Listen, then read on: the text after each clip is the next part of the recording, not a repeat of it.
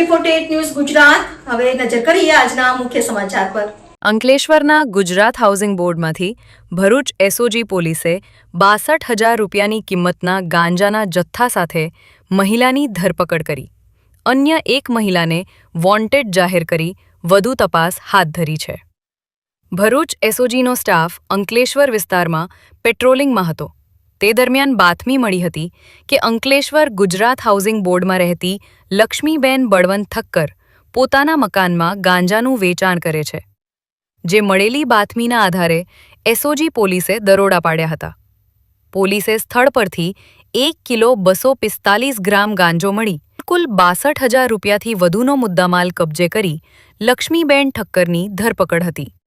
જ્યારે ગાંજાનો જથ્થો આપનાર રૂક્ષાના ઉર્ફે એના નામની મહિલાને વોન્ટેડ જાહેર કરી તેની વિરુદ્ધ શહેર એ ડિવિઝન પોલીસ મથકમાં ફરિયાદ દર્જ કરાવી હતી।